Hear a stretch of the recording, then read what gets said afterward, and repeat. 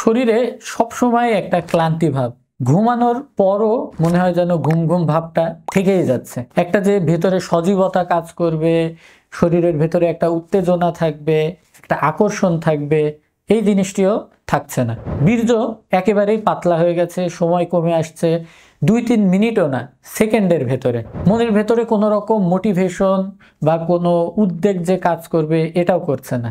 এবং একবার সহবাসের পর দ্বিতীয়বার সহবাস করবার জন্যে কোনোভাবেই নিজেকে ফিট করা সম্ভব হচ্ছে না। এই জাতীয় সমস্যাগুলোর রোগী আমি চেম্বারে ইদানিং খুব বেশি পরিমাণে পাচ্ছি। এর পেছনে কি কারণ রয়েছে, কি করলে এর সমাধান হবে এবং সবগুলো সমস্যার জন্যই কি আপনার চিকিৎসার প্রয়োজন আছে কিনা, এই যাবতীয় বিষয় নিয়ে আজকের ভিডিওতে আমরা কথা বলবো।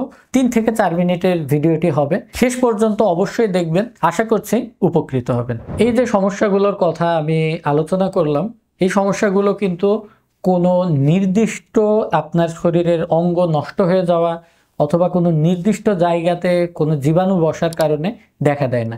এটা শরীরের ভেতরে খুব আস্তে আস্তে বাসা বাঁধতে থাকে এবং বিশেষ করে আমাদের বর্তমান সমাজের ক্ষেত্রে পুরুষদের ভেতরে একটা মেইলি হরমোন আছে যেটাকে আমরা প্রোল্যাক্টিন বলি।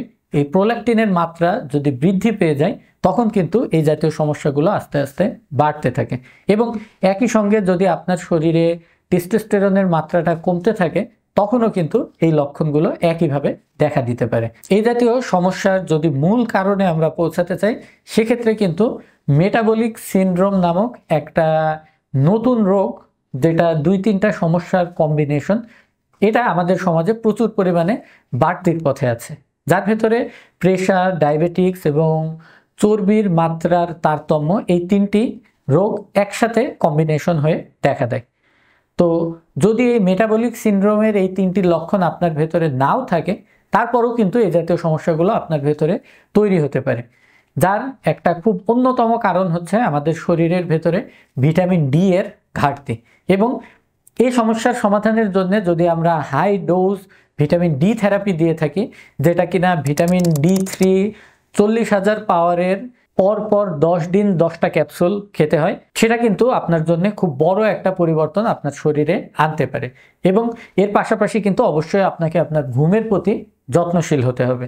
যদি আপনার শরীরে দীর্ঘদিনের ঘুমের ঘাটতি থাকে এটা কিন্তু আপনার অন্ডকোষকে চুপসে দিতে পারে এবং শরীরে পুরুষ হরমোন কমিয়ে মেইলি হরমোনের পরিমাণ কিন্তু বাড়িয়ে দিতে পারে, যার কারণে কিন্তু আপনি আস্তে আস্তে এই জাতীয় সমস্যাগুলোকে আপনার শরীরের ভেতরে পুষতে থাকবেন এবং কোনো একটা সময় যে এই সবগুলোর থেকে বড় বড় জটিলতা অর্থাৎ প্রিম্যাচিউর ইজাকুলেশন, ইরেকটাইল ডিসফাংশন, এই জাতীয় বড় বড় রোগগুলো কিন্তু আপনার ঘাড়ে চেপে বসতে পারে। তো যদি এই জাতীয় সমস্যাগুলোকে আপনি খুব শুরুর দিকে লক্ষণগুলো নির্ণয় করতে পারেন, যদি শুরুর থেকে আপনি সচেতনতার ভেতরে আসতে পারেন, তাহলে কিন্তু খুব অল্প সময় অর্থাৎ মাসখানেকের ভেতরে আপনার ভেতরে একটা খুব বড় ধরনের পরিবর্তন আপনি আনতে পারবেন।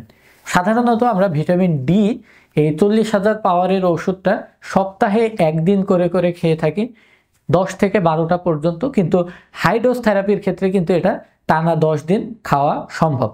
তবে যদি আপনি ডাক্তারের শরণাপন্ন হয়ে ডাক্তারের সুপারভিশনে খান সেক্ষেত্রে যদি আপনার হাইপার ভিটামিনোসিস নামক জটিলতা তৈরি হয় সেটা কিন্তু আপনার ডাক্তার আপনাকে গাইড করতে পারবে সমাধানের দিকে। আর এর পাশাপাশি অবশ্যই খেয়াল রাখবেন যাবতীয় প্রকার প্লাস্টিক জাতীয় প্রোডাক্ট, বিশেষ করে যে সকল প্লাস্টিকের ভেতরে বিপিএ নামক রাসায়নিক পদার্থ আছে, এই প্লাস্টিক প্রোডাক্টগুলোকে অ্যাভয়েড করার। এটা কিন্তু আপনার শরীরে এই মেইলি হরমোনের পরিমাণটা বাড়িয়ে দিতে পারে এবং পুরুষ হরমোন যদি আপনার রক্তের ভেতরে থাকে তারপরও কিন্তু এটার কার্যক্ষমতাটাকে কমিয়ে ফেলতে পারে। তো এই কারণে যদি আপনি প্লাস্টিকের কোনো কিছু ব্যবহার করেও থাকেন, সেটা কোনো খাওয়ার কন্টেইনার হোক, পানির বোতল হোক, অবশ্যই নিশ্চিত হয়ে নেবেন যে সেটার গায়ে বিপিএ ফ্রি এটা লেখা আছে কিনা। তো আশা করছি আজকের ভিডিও থেকে আপনারা এই ভেগ বেশ কিছু কমপ্লেনের কি কারণ এবং এটা কি কারণে আপনার ভেতরে গুরুতর জটিলতা তৈরি করতে পারে এবং কি রাস্তায় হাঁটলে আপনি এই সমস্যাগুলো থেকে সমাধান পাবেন, এই যাবতীয় বিষয়ে একটা প্রাথমিক ধারণা আপনার ভেতরে দেখা দিয়েছে। এবং এটার সমাধানের জন্য যে আপনি কাজ করতে পারেন, আপনার হাতে যে সিদ্ধান্ত নেওয়ার ক্ষমতা আছে এবং আপনার কাছেও যে শক্তি আছে, এই বিষয়টা সম্পর্কে আপনি সঠিকভাবে সচেতন হতে পেরেছেন। আমি doctor Asif Anwar, resident PG হাসপাতালের আজকে বিদায় নিচ্ছি। ভিডিওটি অবশ্যই শেয়ার করে প্রয়োজনীয় কারো পর্যন্ত পৌঁছে দেবার দায়িত্বটা পালন করবেন। আল্লাহ হাফেজ।